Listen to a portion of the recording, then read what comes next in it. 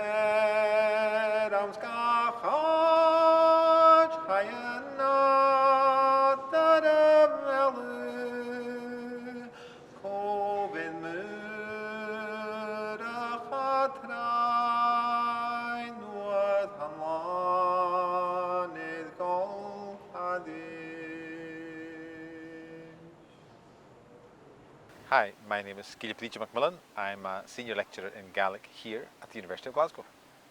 So I come from the island of South Uist up in the northwest of Scotland in the Outer Hebrides, and Gaelic is the language spoken in the community, and certainly 40 plus years ago it was the main language that everybody spoke when you go to the shop, to school, to church, to so on. Yeah.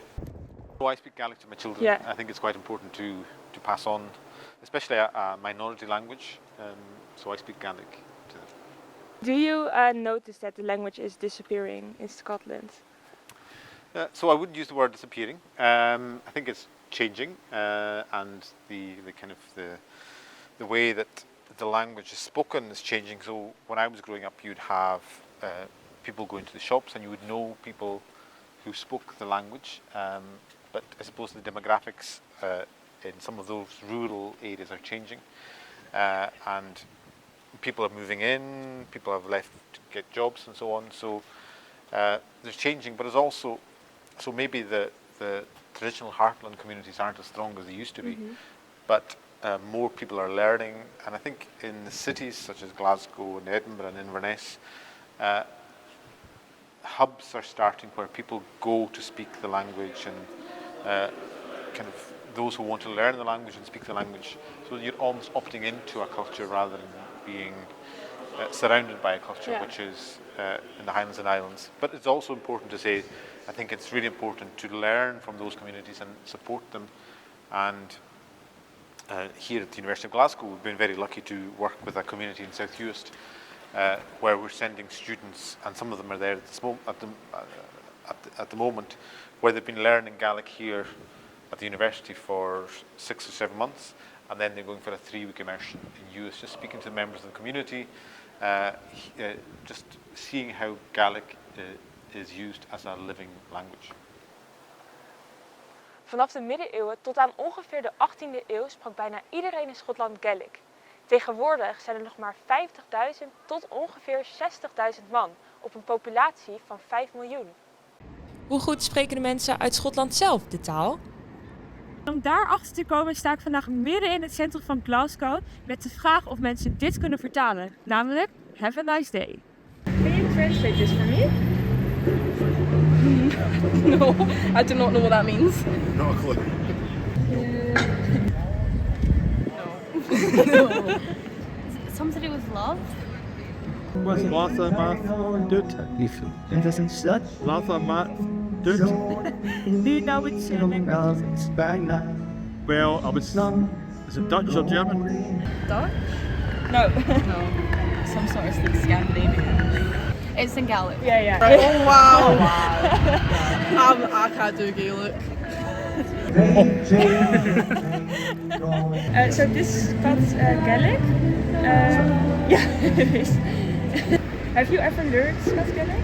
I tried to learn it a year or two during COVID on Duolingo, but I didn't learn very much from it.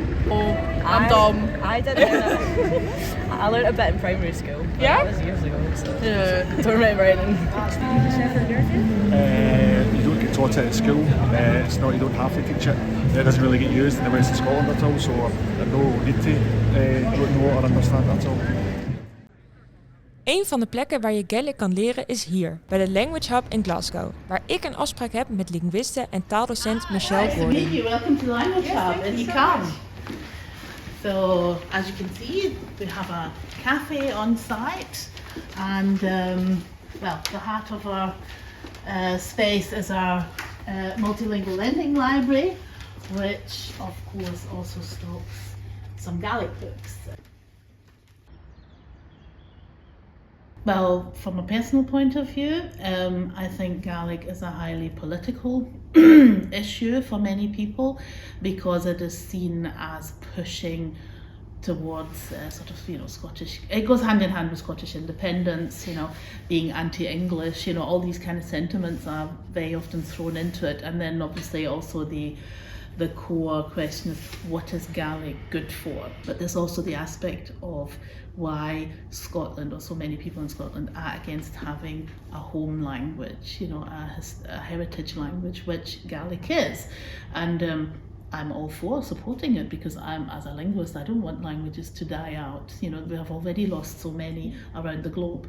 So I think there's many points to go towards preserving a heritage language, but because it is connected to this political agenda, or has been made so, by many people, it is highly controversial. And obviously now, people are looking at it thinking, well, why is all this money invested into supporting Gaelic and this kind of culture, when at the same time other areas of everyday life are suffering, healthcare, transport, etc., etc. Inmiddels ben ik benieuwd geraakt naar de taal zelf. En daarom ben ik de uitdaging aangegaan om wat standaard woorden en zinnen te leren. So, you could say, Kimera how. Kimera how? That means how are you? Mm-hmm. And your answer is going to be Hakama. Hakama? And then I'm going to say to you, Jane Tenjamahorst. Jane Tenjamahorst. Jane Tenjamahorst. And I would say, Smisha Gilipadicha. Smisha. Smisha. Followed by your name. Cathelijn, yeah. Smisha Cathelijn. And then you can say, Hamias an Olange. Hamias an Olange. Hamias an Olange. Hanolange? Shine. So Shin, Hamias, Hamias? Netherlands. Oh yeah. Yeah, Hamias an Olange. Hamias an Olange.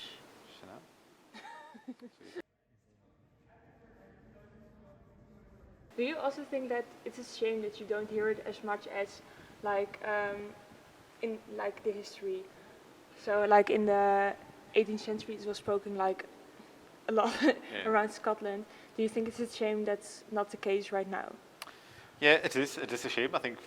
But we, I suppose, we are where we are, and it's also, I think, when you mentioned disappearing earlier on, I think it's also important to say that when you say it's a minority language, but it's also important to say it's a minoritized language, which was actually, whether that be government or officialdom or non-Gaelic speakers, tried to discourage people from speaking the language. They tried to eradicate the language from people's vocabulary. So I think it's important to say that there was an attempt to get rid of Gaelic language and Gaelic culture. So I think the fact in many ways that we are here is, and still speaking the language, and we have rich culture with song and music and history and story and folklore and lore, that it's still here is something to be celebrated and championed.